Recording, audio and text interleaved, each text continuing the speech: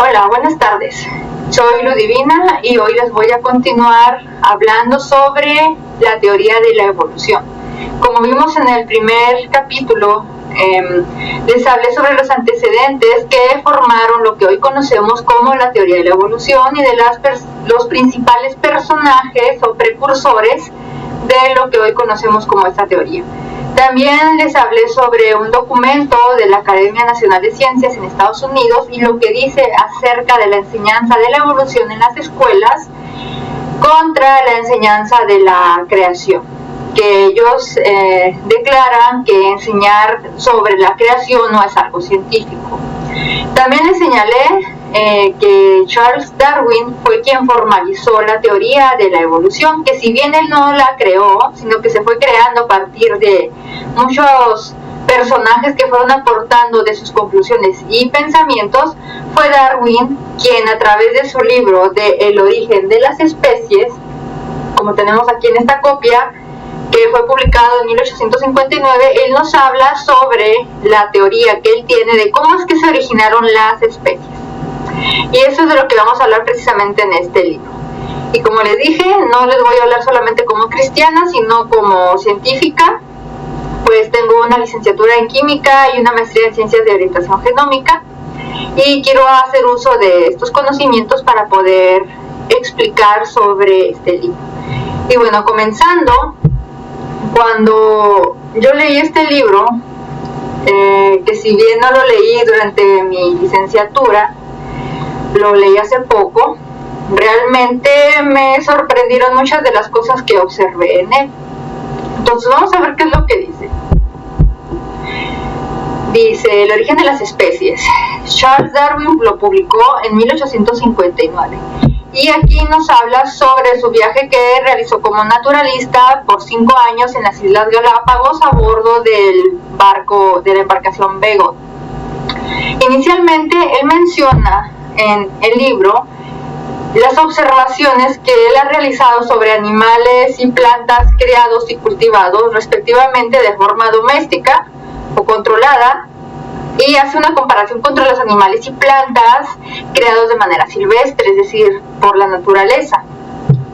Mediante una serie de reflexiones que él realizó, concluyó que estas variaciones son debidas a que las condiciones domésticas son menos uniformes que en el caso de la especie madre. Entonces él menciona una especie madre de la cual parten las diferentes especies.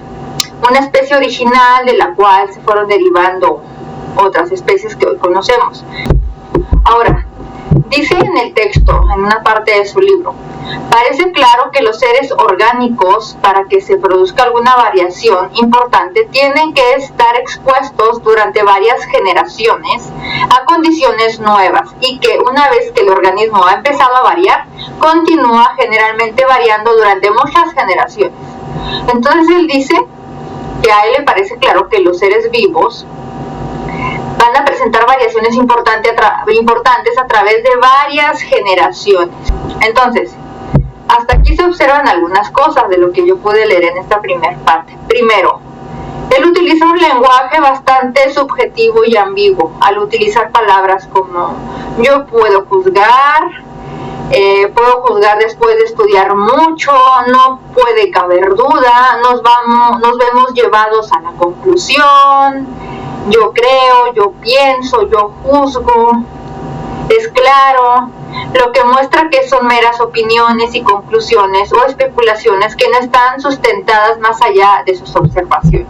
Sin embargo, se aventura a definirlas como ciertas, tratando de llevarnos a creer que no pueden ser de otra forma. En el siguiente párrafo de su libro, él nos dice, hasta donde yo puedo juzgar, después de prestar mucho tiempo atención a este asunto, las condiciones de vida parecen actuar de dos modos directamente, sobre todo el organismo o sobre ciertas partes, solo, e indirectamente, obrando sobre el aparato reproductor.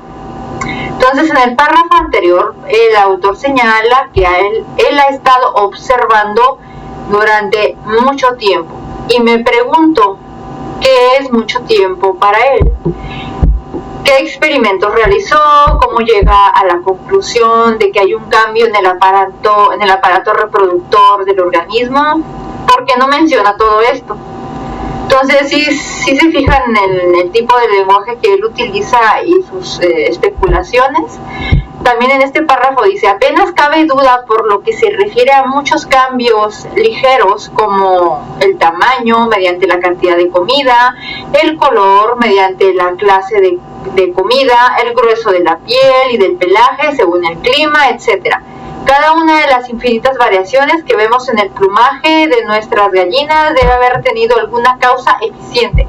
Y si la misma causa actuase uniformemente durante una larga serie de generaciones sobre muchos individuos, todos probablemente se modificarían del mismo modo.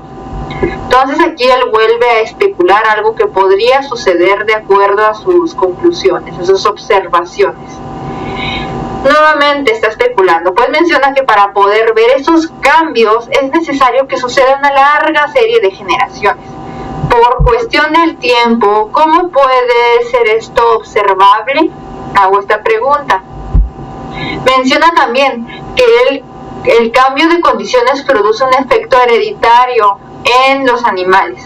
¿Cómo llegó a esa conclusión? Si es necesario que pase una serie de generaciones para ver algo observable.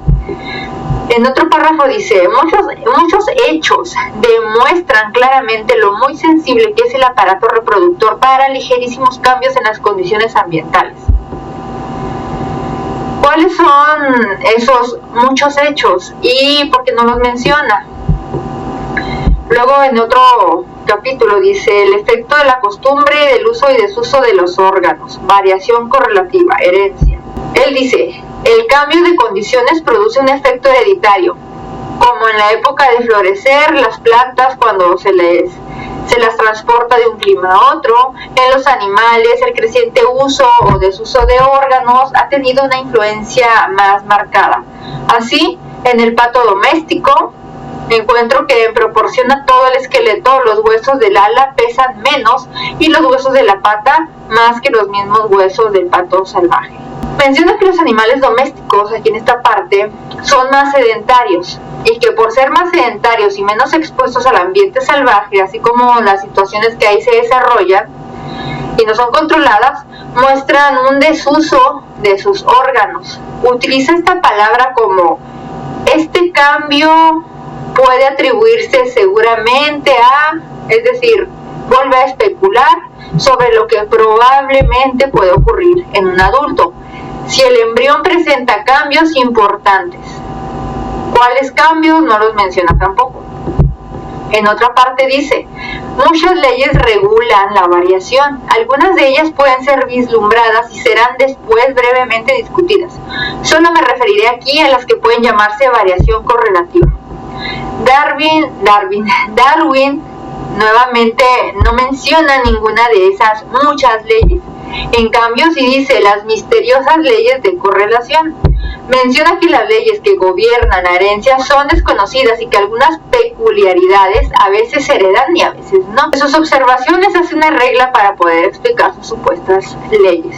Es decir, él observa algo, luego dice que es lo más probable, es lo que debe de ser, es lo que él piensa que ocurre, pero nuevamente sigue utilizando un lenguaje especulativo.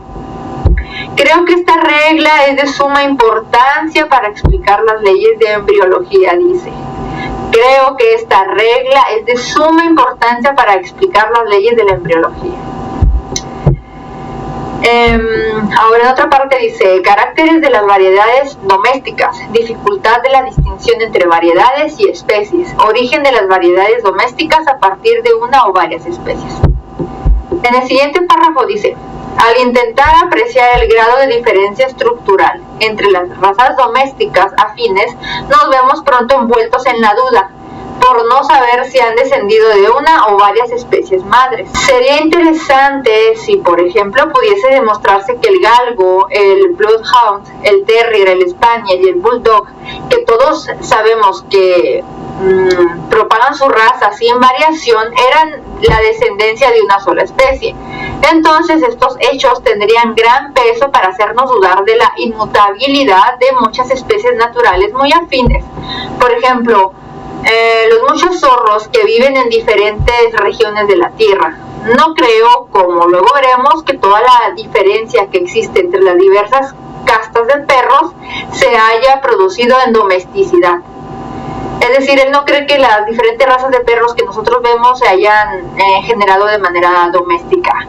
Creo que una pequeña parte de la diferencia es debido a haber descendido de diferentes especies. En el caso de las razas muy marcadas de algunas otras especies domésticas, hay la presunción o hasta pruebas poderosas de que todas descienden de un solo tronco salvaje. Entonces aquí se cuestiona si las razas domésticas relacionadas descienden de una o de varias especies madres. Pone como ejemplo algunas razas de perros y de zorros y se pregunta si vienen de alguna especie individual.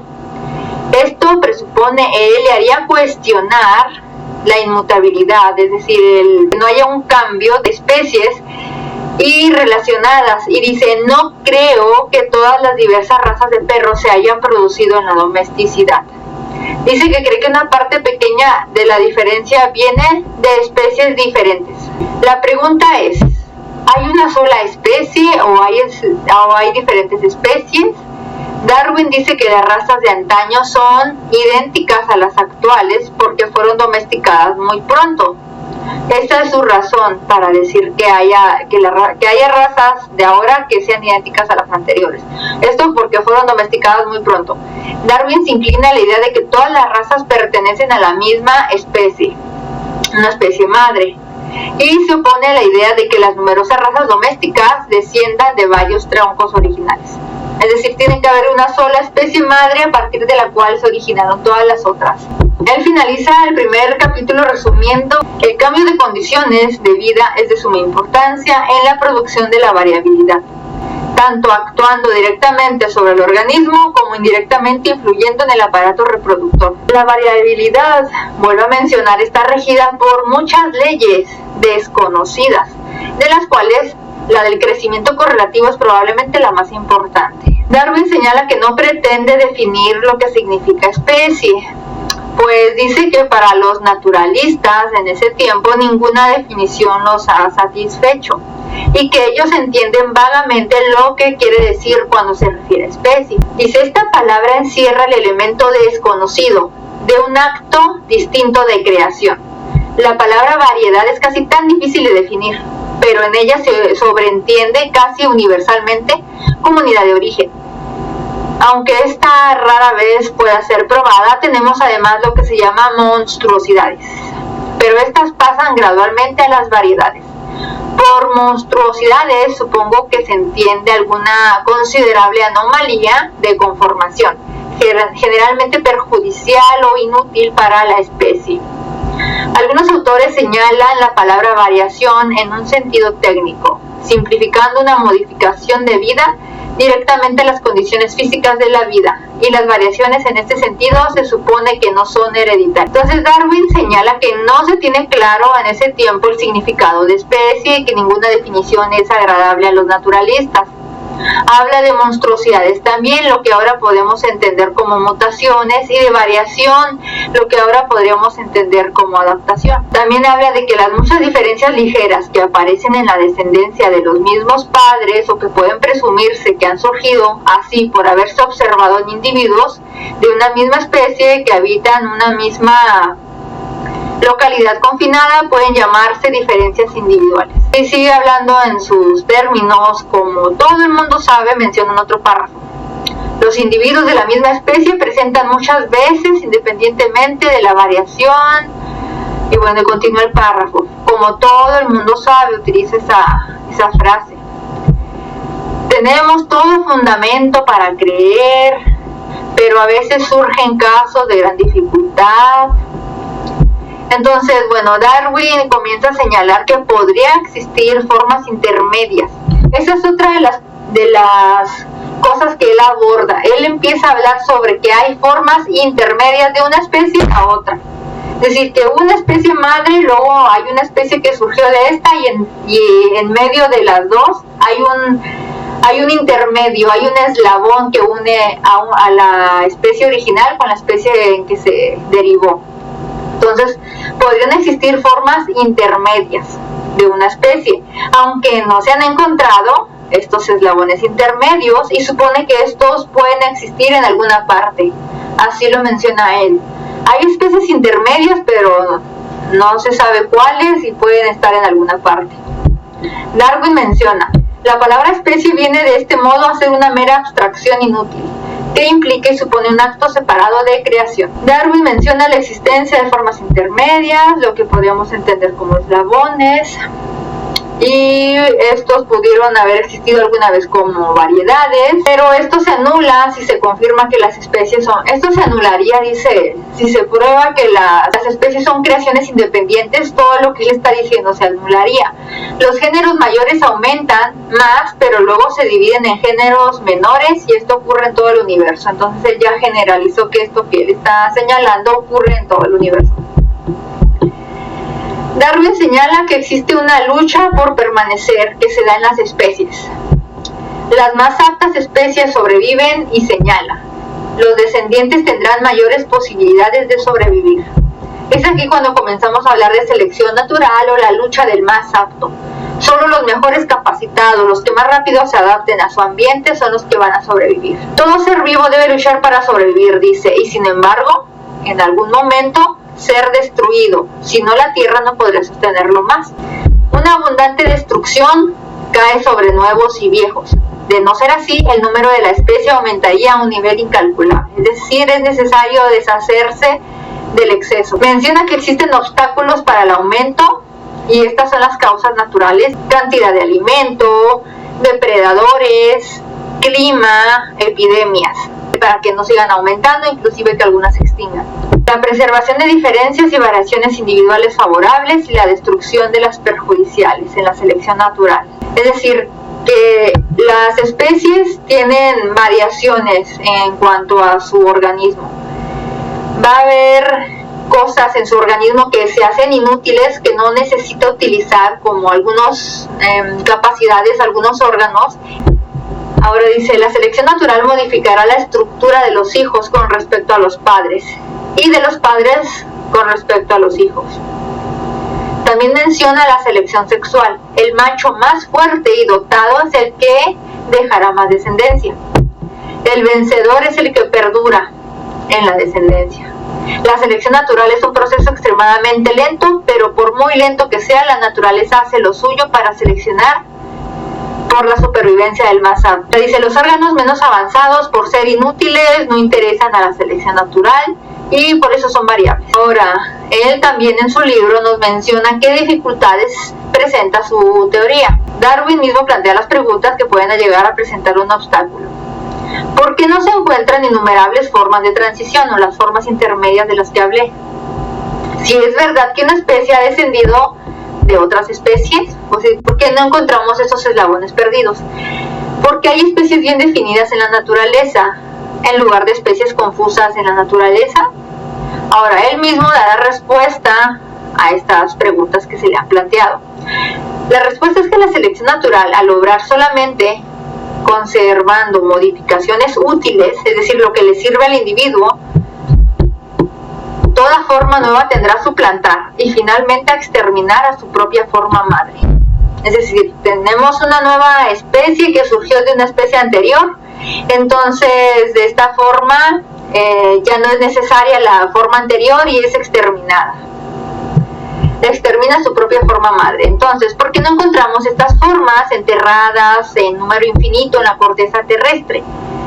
La respuesta es principalmente que los registros son incomparablemente menos perfectos de lo que en general se supone. Es decir, no hay avances geológicos suficientes como para haber encontrado estas especies. La corteza terrestre es un inmenso museo, señala Darwin. Darwin menciona a continuación que lo que sucede es que las especies se encuentran, se mezclan y a medida que se vuelven raras son reemplazadas por otras. El resultado es una especie nueva, totalmente diferente en estructura, y estas especies relacionadas vienen de un padre común que finalmente es exterminado y suplantado. Entonces la existencia de estas formas intermedias o eslabones perdidos o formas de transición podrían encontrarse solamente como restos fósiles, es lo que él dice. Ahora, en la siguiente pregunta dice, ¿es posible que un animal, como el murciélago por ejemplo, puede haber sido formado por modificación de otro animal con una estructura muy diferente?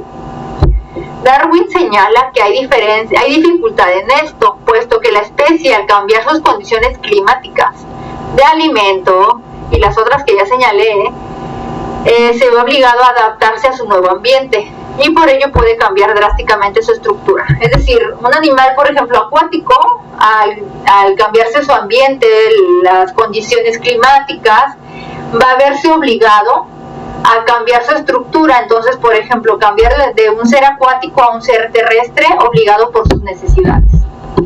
Así de drástico puede ser el cambio, lo que menciona Darwin.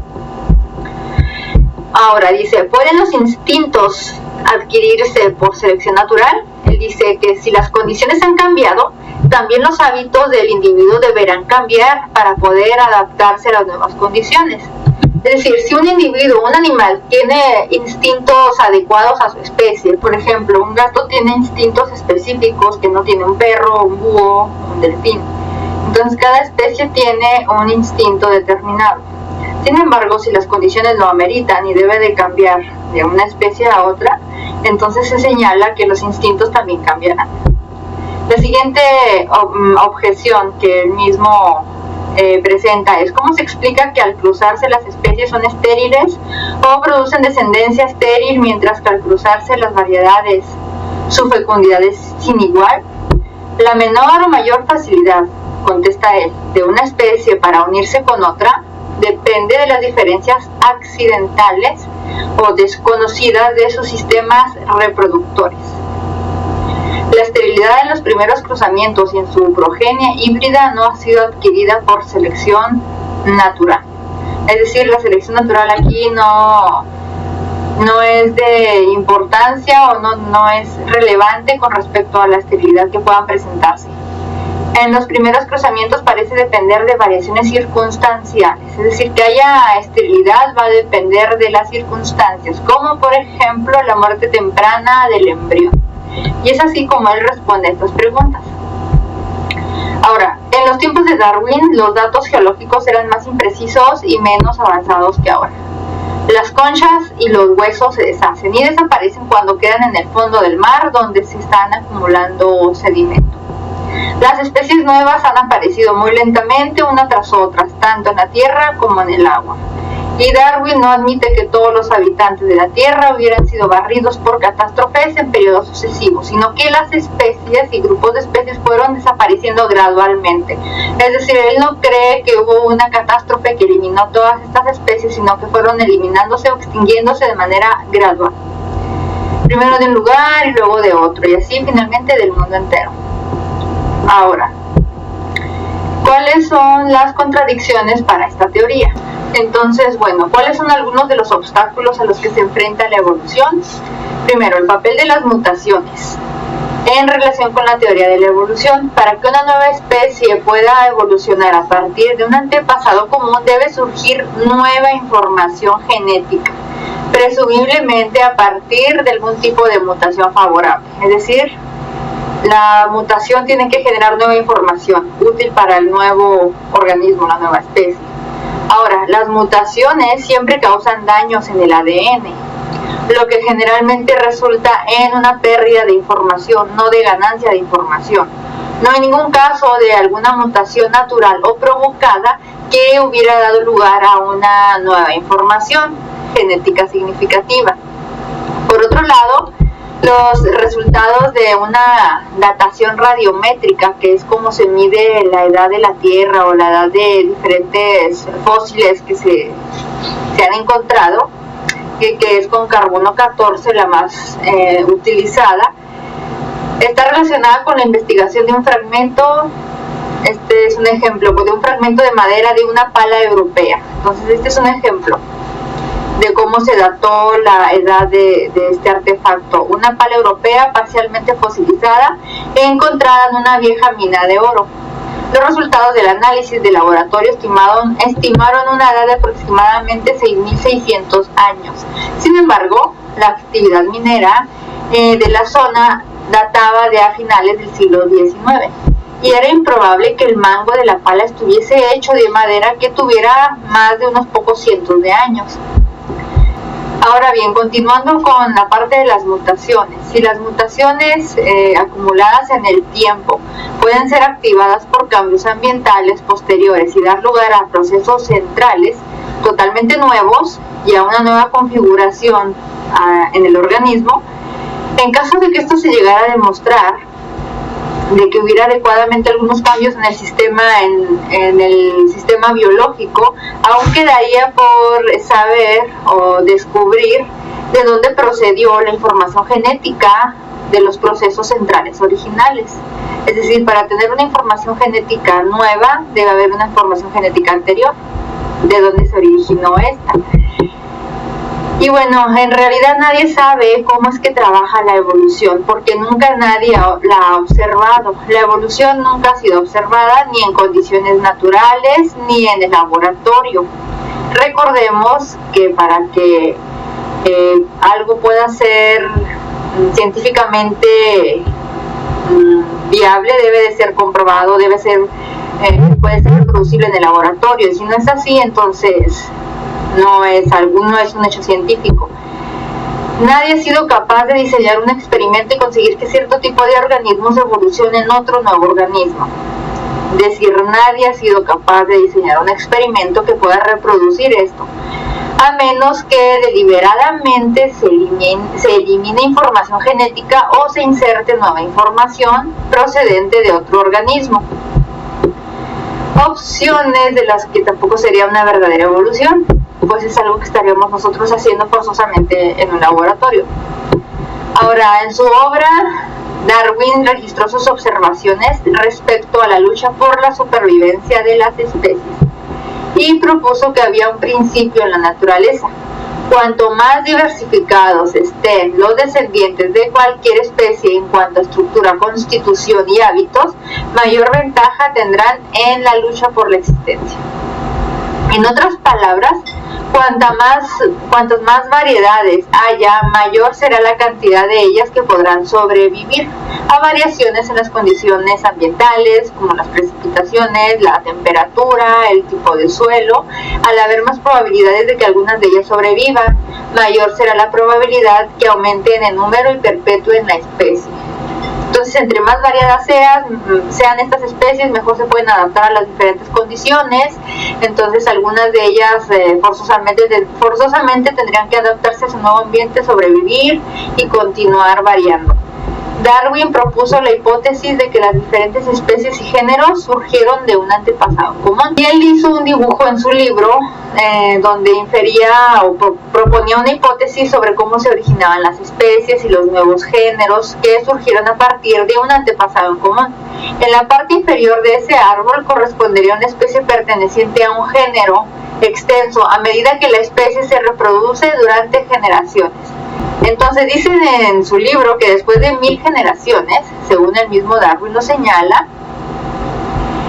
10.000 generaciones podría ser una mejor estimación. Las diferencias acumuladas entre las dos líneas principales son suficientes para ser consideradas dos especies distintas. Es decir, después de 10.000 generaciones es cuando podríamos observar una nueva especie.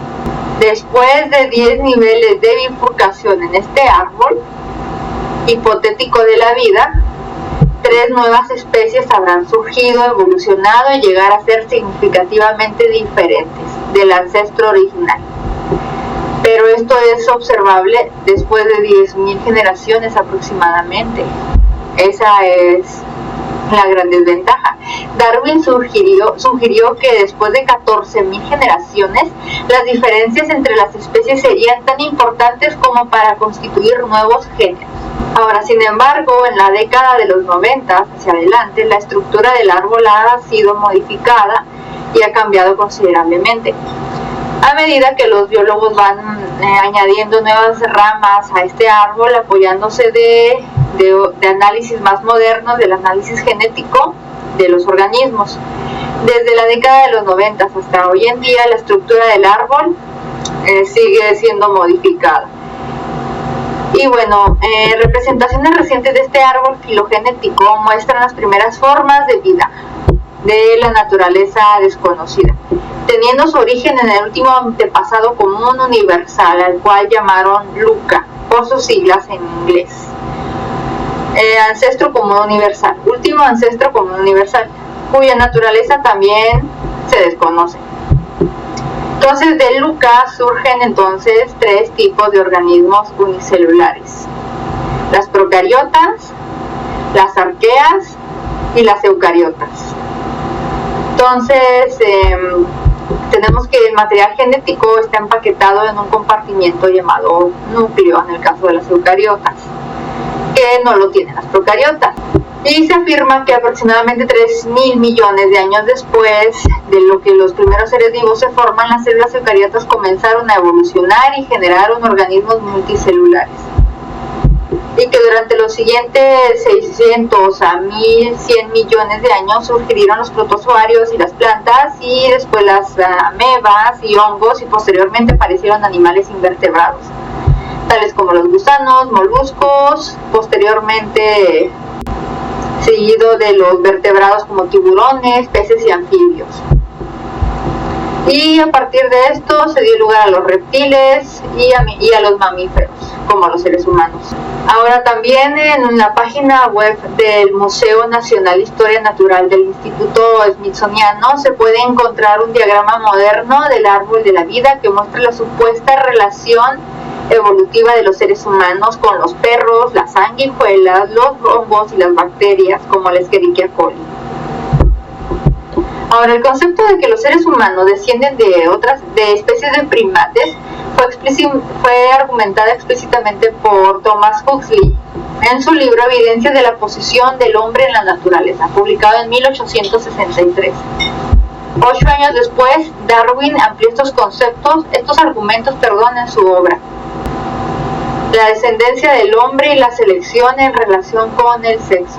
Ahora bien, para muchos biólogos la relación evolutiva entre los grandes simios y el ser humano ha sido confirmada por la semejanza entre el ADN de ambos. En el 2005 se publicó la secuencia completa del genoma del chimpancé y se comparó con la del ser humano, y se afirmó que la similitud entre ambos era de aproximadamente el 96%. Este porcentaje ha resultado algo exagerado, puesto que se hicieron nuevos estudios. Teniendo en cuenta que el genoma del ser humano y el del chimpancé están ambos constituidos por más de 3.000 millones de pares de bases, lo que hace más difícil la comparación entre ambos. El doctor Esberberg, junto con sus colaboradores del Centro de Bioinformática Integradora de Viena, llevó a cabo un análisis detallado de ambos genomas y llegó a la conclusión de que las similitudes entre el ser humano y el chimpancé eran sustancialmente inferior al 96%. En sus propias palabras, en aproximadamente un 23% de nuestro genoma no existe evidencia alguna de que compartamos ascendencia genética inmediata con el chimpancé. El doctor Jeffrey Tompkins, genetista de la Universidad de Clemson, y su colega, el biólogo doctor Jerry Bergman, también revisaron las estimaciones entre los dos genomas y concluyeron que es inferior al 86%.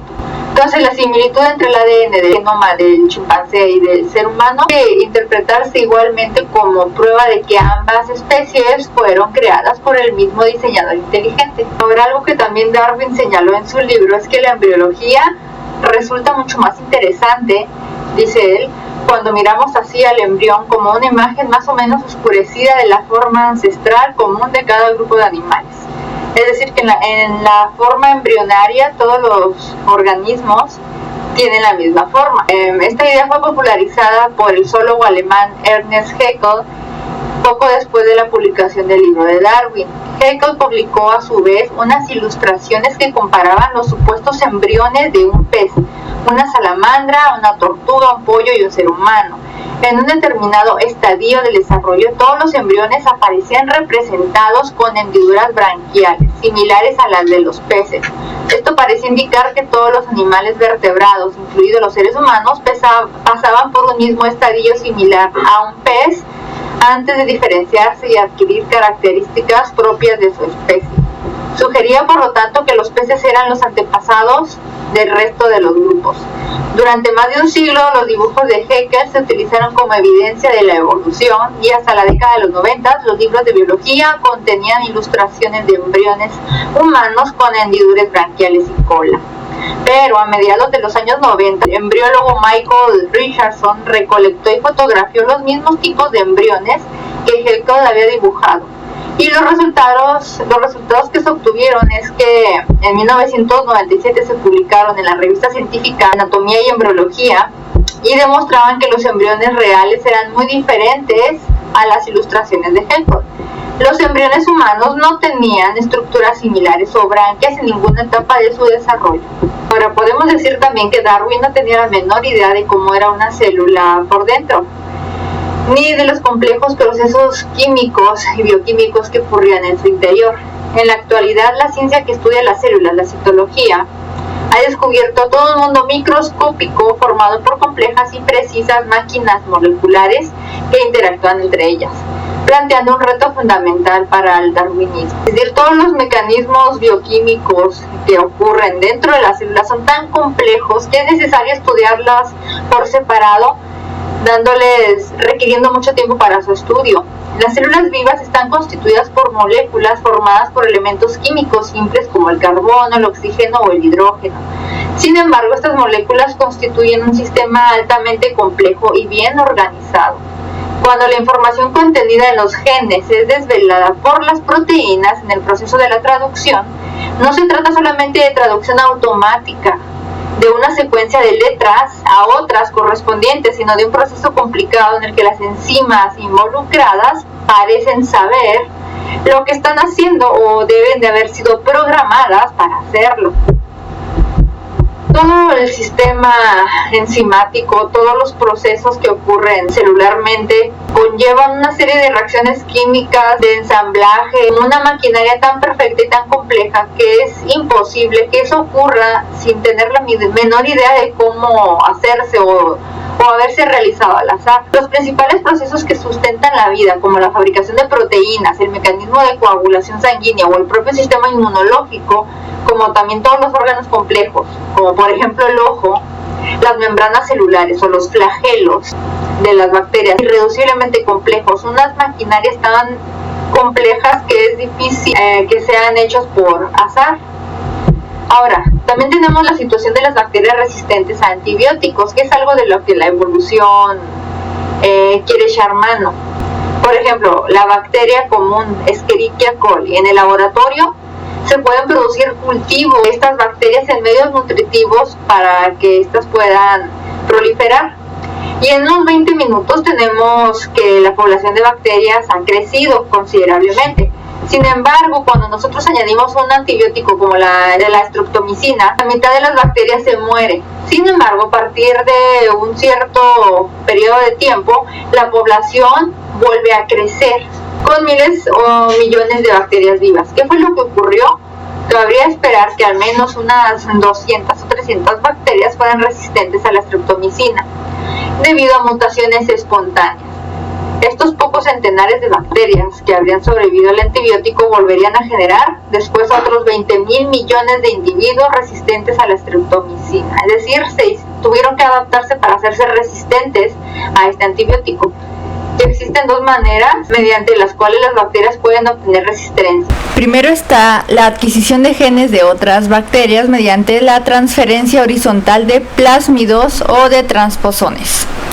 Y en segundo lugar tenemos que es por medio de las mutaciones al azar. Ahora, los plásmidos son pequeños segmentos de ADN diferente al del cromosoma de la bacteria, capaces de proporcionar información necesaria para ciertas cosas, como por ejemplo resistir a la acción destructora de determinados antibióticos, que es lo que estamos viendo. Los transposones también son pequeños elementos genéticos móviles que pueden integrarse en muchos puntos a lo largo del cromosoma bacteriano, y los genes que se traspasan ya existían en otras bacterias anteriores, es decir, se pasan de una bacteria a otra.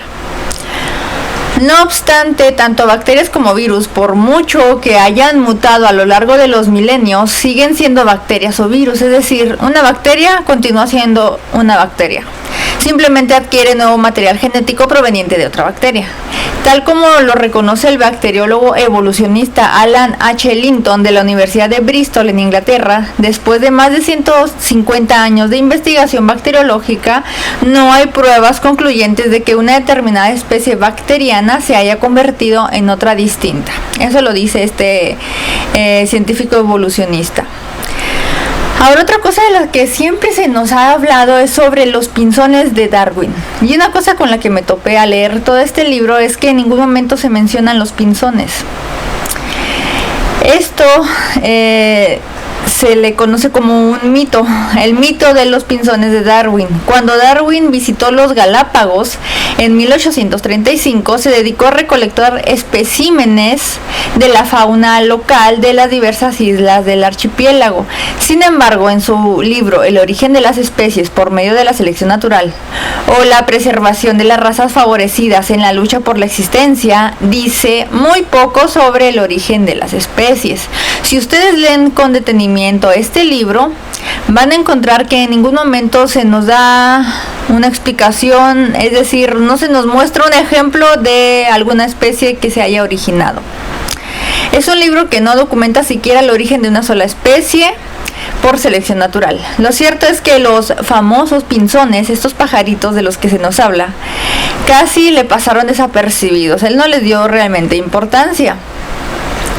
Tampoco nunca se habla de ellos desde esta perspectiva. Lo que ocurrió fue lo siguiente.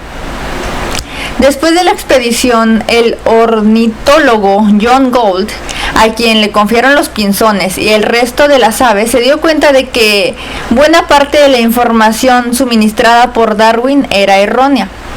Para intentar resolver este problema, se tuvieron que reconstruir localidades muestreadas, es decir, de donde se tomaron las muestras de estos animales, se tuvo que reconstruir lo que ocurrió ahí, comparándolas con las colecciones mejor etiquetadas del buque.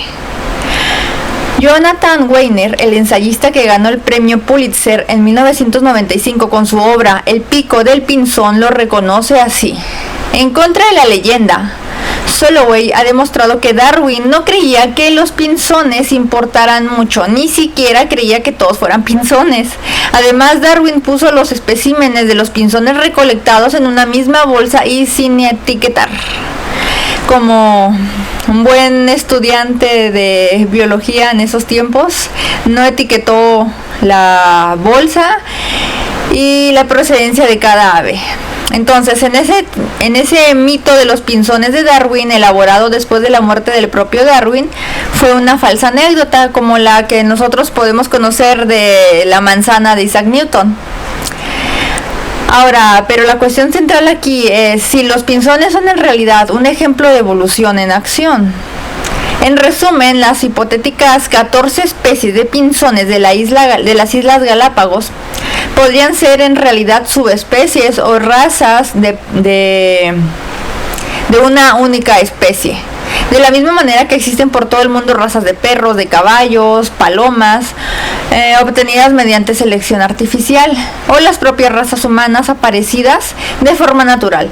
También entre los pinzones de estas islas, la selección natural ha podido conformar variedades distintas dentro de la misma especie según los diferentes hábitats o ambientes insulares. Lo que se ha interpretado como evolución innovadora sería entonces simple variación genética dentro del potencial de la especie.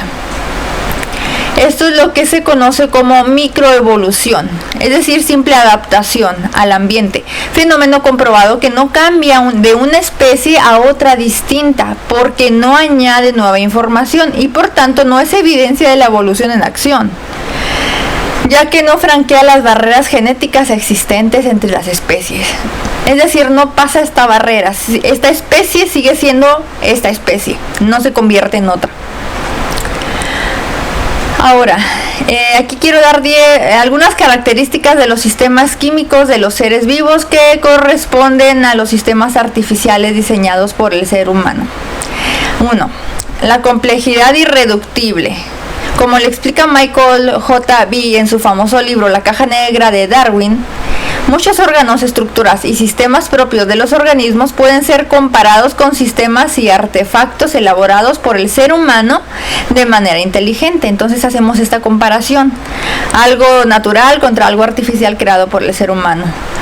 Los diversos componentes de tales estructuras deben estar presentes a la vez que estas funcionen a la perfección. Es decir, todos los componentes de cualquier artefacto o instrumento deben estar presentes, sus componentes, para que pueda funcionar adecuadamente. El ajuste fino. De la misma manera que las máquinas diseñadas por ingenieros y fabricadas por personas requieren un elevado grado de precisión para funcionar correctamente, también las biomoléculas y el metabolismo celular en general dependen del ajuste fino. La localización, así como la orientación precisa de los átomos en el espacio en 3 dimensiones. Para su actividad fisiológica, semejante al ajuste fino molecular, refleja un diseño inteligente y no al azar. Ahora 3. Los sistemas integrados. Los diversos sistemas de computadoras diseñados para llevar a cabo alguna función específica, como por ejemplo medir el tiempo, hacer cálculos matemáticos, perfilar una ruta, transmitir la voz o las imágenes, etc. Se les denomina sistemas integrados y todos ellos están formados por componentes que se requieren mutuamente. Es decir, no puede funcionar todo esto por separado. Necesitan que todos los componentes estén integrados para que puedan tener una función adecuada. Y fueron colocados juntos para funcionar correctamente. Pues de la misma manera, en los seres vivos existen sistemas parecidos. Muchos sistemas bioquímicos de los organismos están también integrados porque requieren de partes interrelacionadas que debieron formarse al mismo tiempo para poder funcionar. Por ejemplo, la formación del ADN genera las proteínas, pero para ello requiere de otras proteínas. Si nosotros nos vemos a nosotros mismos, nuestro cuerpo, la forma tan perfecta en la que funciona, vemos que es un cuerpo completo, que está totalmente unido, nuestro sistema nervioso, nuestros órganos, nuestros ojos, las glándulas, el sistema inmunológico, todos los procesos bioquímicos que se generan en nuestras células, todo está funcionando de una manera perfectamente bien correlacionada. Entonces, si algo comenzara a fallar en nuestro cuerpo, otra parte del cuerpo tendría que verse forzada a sustentar esta falla, comenzaríamos a tener problemas localizados. Todo nuestro cuerpo funciona en un conjunto. Entonces, no puede funcionar nuestro cuerpo adecuadamente si otras partes no están desarrolladas o no están teniendo las funciones adecuadas. Eso es lo que se nos menciona aquí, que todos los sistemas biológicos están perfectamente bien correlacionados, y es así para que pueda funcionar. Y bueno, algunas otras cosas que nos pueden ayudar a afirmar o desacreditar la teoría de la evolución son los siguientes hechos. Por ejemplo, los diferentes métodos que han tratado de utilizar para determinar la antigüedad de la Tierra, que siempre se nos dice que es de miles de millones de años. Entre ellos tenemos el potasio-argón, la radiactividad y el conocido carbono 14. Todos los cuales han fallado por millones de años. ¿Por qué? Bueno, la radiactividad se descubrió en 1896 y los geólogos comenzaron rápidamente a utilizarla para calcular la edad de la Tierra. Como ya mencioné un ejemplo anterior en el que quisieron datar la edad de una pala y que se equivocó por miles de años, dado que no era posible, puesto que la actividad minera en esa zona había pasado apenas hace unos cientos de años. Entonces, así como ese error, hay muchos más registrados. La radiactividad indicaba que nuestro planeta tenía miles de millones de años de antigüedad, pero eso implicaba que el Sol también tendría esa antigüedad. Esto representó un problema muy grave para los científicos, ya que necesitarían encontrar algún tipo de energía que permitiera al Sol alumbrar constantemente durante 4.500 millones de años. Entonces propusieron la fusión de hidrógeno, el mismo proceso de las bombas de hidrógeno. Era lo que estaba produciendo la energía solar. Bueno, desde entonces se nos enseña que el Sol es una gigantesca bomba de hidrógeno. Tenemos el uranio. Actualmente tenemos dos tipos de uranio llamados isótopos. El uranio 235 usado para la fabricación de la bomba atómica y el uranio 238. El uranio 235 se convierte en plomo 207, mientras que el uranio 238 se convierte en plomo 206. Este método de plomo-plomo de revelación de la edad se basa en la razón de plomo 207 a plomo 206. Por ejemplo, la mitad del uranio 238 se demora aproximadamente 4.500 millones de años para cambiar a plomo 206. Si se encuentra una roca que tenga 50% de uranio 238 y 50% de plomo 206, se asume que la edad de la Tierra, suponiendo que todo el plomo sea originalmente uranio, es entonces que se llega a la conclusión que son 4.500 millones de años.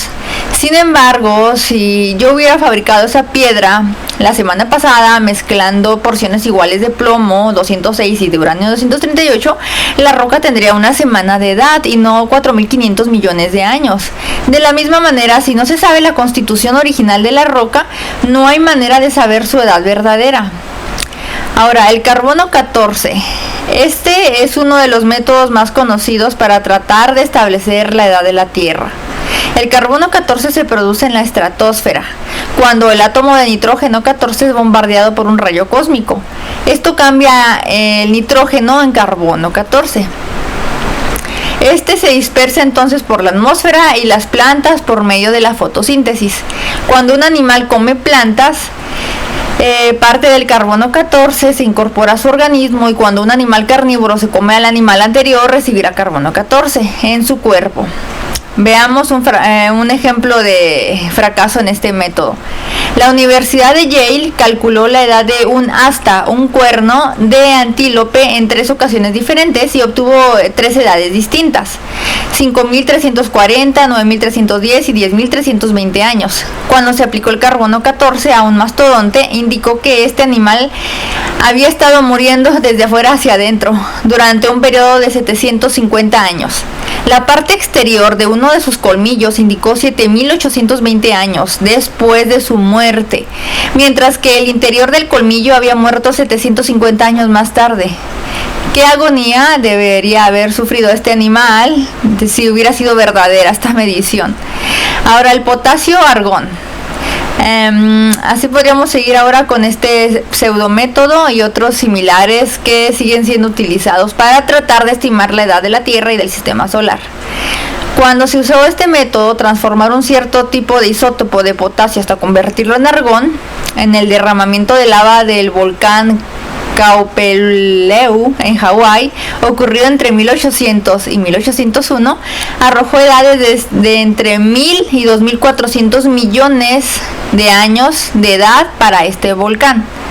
Pero cuando ese mismo manto de lava se calculó con helio, otro método científico, dio edades entre 140 y 670 millones de años. Sin embargo, este volcán solo tenía realmente menos de 200 años. Otro ejemplo más de estos métodos que se han utilizado fue en el cráter del lago salado de Oahu, donde las mediciones arrojaron entre 92 y 147 millones de años. Entonces es como escoger qué edad prefiere usted creer, si tenemos tan variadas mediciones. Tenemos que ser pues muy honestos con estos métodos que realmente no nos están dando resultados fiables. Solo proporcionan estimados bastante incorrectos, pues los sucesos prehistóricos no pueden ser hallados o sujetos a experimentación científica. Para conocer el pasado prehistórico se necesita mucha fe, pero no ciencia. Otra contradicción a esta ley es la ley de la termodinámica. Se está contradiciendo las propias leyes de la termodinámica. Las leyes físicas de la termodinámica o las leyes naturales de degeneración establecen que todo proceso natural del universo causa un aumento en el desorden y una pérdida de energía. Entonces, todo tiende al desorden. Sin embargo, la teoría de la evolución contradice las leyes físicas, que son la base de toda la investigación científica, al declarar que el proceso natural que tomó millones de años cambió las moléculas simples y desordenadas en estructuras vivientes, complejas y altamente organizadas, es decir, todo lo contrario. En lugar de tender a la liberación de energía y al desorden, tiende a ordenar las cosas. Es así como se nos dice que surgió la vida. La segunda ley de la termodinámica establece que todos los procesos espontáneos cambian de complejos al desorden y la energía organizada a energía calorífica. En otras palabras, jamás ha surgido ni surgirá el orden a partir del desorden. Por ejemplo, una vela encendida contiene parafina compuesta de moléculas de hidrocarbono, las cuales forman largas cadenas de átomos de carbono a las cuales se les unen moléculas de hidrógeno. Estas moléculas de parafina contienen muchísima energía química. Cuando se enciende una vela, se quemará automáticamente, pues el oxígeno del aire se combinará con el carbono y el hidrógeno para producir vapor y gas dióxido de carbono. La energía química de la vela se convierte en luz y la energía en calor. Y la energía da calor. La vela se quemará automáticamente, pero nunca se formará a sí misma espontáneamente. De esta manera comprobamos que el orden, es decir, la vela entera en este caso, se transformó al desorden, que es la cera derretida, y en moléculas más pequeñas de dióxido de carbono y en vapor. Ahora también tenemos algunas de las supuestas pruebas acerca de la evolución de los seres humanos.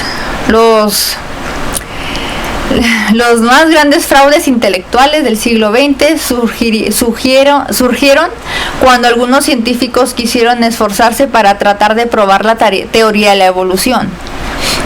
Ahora, no estoy tratando de ser tendenciosa al decir que son fraudes, es que realmente son fraudes, haciéndonos creer que habían hallado el eslabón perdido. Por ejemplo, vamos a ver algunos casos. El Pithecanthropus erectus, un médico del ejército holandés llamado Dr. Du Bois, comisionado en la isla de Java, encontró en 1891 el pedazo de una mandíbula y un fémur. Con estos dos huesos fabricaron un hombre mono, Pithecanthropus erectus, proclamando enseguida haber descubierto al eslabón perdido. Pero en lugar de exhibirlo públicamente, lo escondieron hasta 1923, más de 30 años, cuando ya suponían que esta invención había sido creída por todos. Cuando otros científicos comenzaron a examinarlo, dictaminaron que estos huesos pertenecían a un hombre normal. El hombre de Piltdown, en un lugar de Inglaterra llamado Piltdown, encontraron en 1912 parte de un cráneo y una quijada. Inmediatamente comenzaron a propagar que el cráneo pertenecía a un hombre y la quijada era en realidad de un chango. Y en estos dos huesos fabricaron al hombre de Piltdown. Entonces van combinando partes de animales con partes de humano y van diciendo que esto es una muestra de evolución, de cómo es que el ser humano evolucionó. Cuando los especialistas del Museo Británico de Historia Natural de Inglaterra lo examinaron cuidadosamente, dictaminaron que era un gran engaño deliberado. Entonces este veredicto fue publicado en el boletín oficial del mismo museo. Por si ustedes quieren corroborar esta información. El hombre de Nebraska. Esta es otra historia en la que fabricaron basados en un diente petrificado encontrado en una cantera, el cual más tarde los científicos demostraron que pertenecía realmente a un cerdo. El hombre de Neandertal. La mayoría de los evolucionistas creyeron por mucho tiempo que este hombre fue realmente un hombre mono del pasado y comenzaron a propagar, que es que así como se comienzan los chismes, en este caso los mitos o los fraudes pseudocientíficos, que también esto ocurre dentro del ámbito científico, que se empiezan a propagar mitos que después se aceptan como verdades. Que habían encontrado el eslabón perdido. Cuando este supuesto hombre mono comenzó a ser cuidadosamente investigado por los científicos modernos, confirmaron que la capa craneana de este fósil había pertenecido a un salvajes rusos relativamente modernos o a un alemán moderno. En el mes de julio del año de 1958, el prestigioso doctor A.J. Cave reportó oficialmente en el Congreso Internacional de Zoología que al examinar este famoso esqueleto del Neandertal, que había aparecido en Francia 50 años antes, atrás, llegó a la conclusión que pertenecía a un hombre común y corriente que había sufrido de artritis. Y así podríamos seguir con el hombre de Colorado, el hombre de Heidelberg, entre otros, todos los cuales se han desmentido que realmente sean el supuesto eslabón perdido. Y bueno, es así como llegamos al final de este video, donde hablamos sobre el origen de las especies de Charles Darwin, lo que él observó, comparado con evidencia sobre la evolución, o que la acreditan o que la desacreditan, como usted lo haya observado durante toda esta hora en la que estuvimos hablando. Y bueno, pues finalmente tendremos el video de la conclusión de lo que se ha estado hablando en este tema, y pues les agradezco haberme acompañado. Muchas gracias y que Dios los bendiga.